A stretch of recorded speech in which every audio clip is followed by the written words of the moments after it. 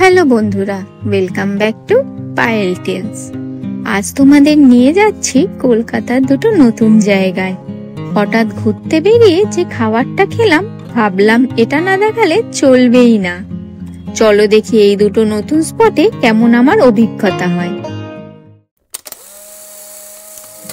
দেশপ্রিয় পার্কের পাশে হাঁটতে হাঁটতে হঠাৎ মনে হলো আজ শহরের এক নতুন জায়গায় ঢু মারাই যাক। মাত্র 4 মিনিটের রাস্তা আর আমরা চলেই এলাম এলোইসের দিকে।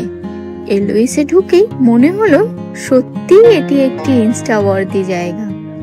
চলো দেখি এখানে শুধু ছবি তোলার জায়গা নাকি পেট ভরেও যাওয়ার মতো অনেক সারপ্রাইজ লুকিয়ে আছে। এলোইসের মেনুটা খুলতেই দেখলাম কফি, মকটেল, চা, পাস্তা, স্টার্টার থেকে ব্রেকফাস্ট সবই সাজানো। আমরা নিলাম ল্যাটে আর জাভা প্লাম লেমনেড। স্টার্টারে বেছে নিলাম ফিশ অ্যান্ড চিপস আর চিকেন স্নিটজেল। এবার চলো দেখি স্বাদে কতটা ধরে রাখতে পারে।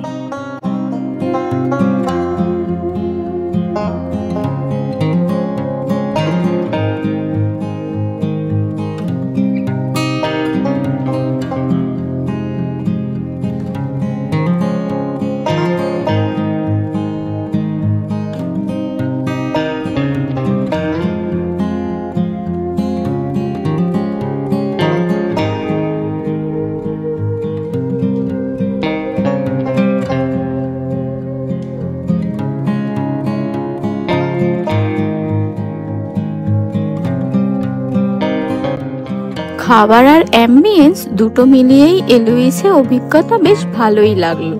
ক্যাফে হিসেবে স্টার্টার, পাস্তা, কফি, মকটেল একদম পারফেক্ট।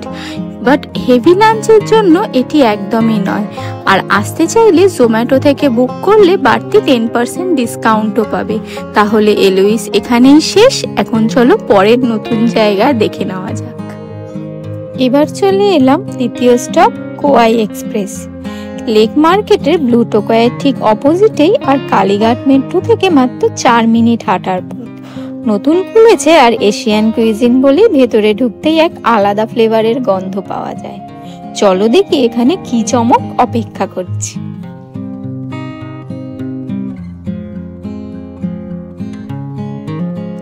মেনুটা খুলতেই বুঝলাম এটা সত্যি ফুড লাভারদের জন্য এক এশিয়ান ট্রিপ।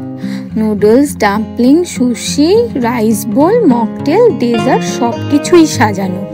এত অপশনের মধ্যে আমি বেছে নিলাম পিচ মোহিটো, কিমচি ডাম্পলিং আর চিকেন কাটসু রোল। চলো এবার দেখি স্বাদে কতটা এশিয়ান ভাইব নিয়ে আসে।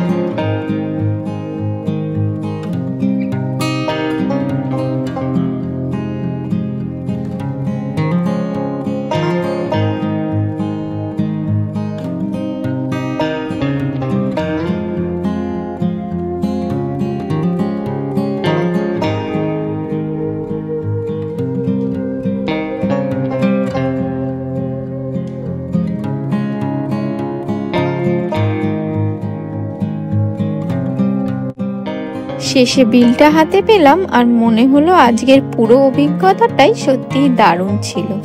খাবারের স্বাদ, কোয়ান্টিটি, অ্যাম্বিয়েন্স সব মিলিয়ে কোয়াই এক্সপ্রেস একেবারে মাস্ট ভিজিট জায়গা। আজকের এই ছোট্ট ফুড জার্নিটা যদি ভালো লেগে থাকে তাহলে ভিডিওটি লাইক, শেয়ার আর সাবস্ক্রাইব করতে ভুলবেন না। আবার দেখা হবে পরবর্তী কোনো পর্বে।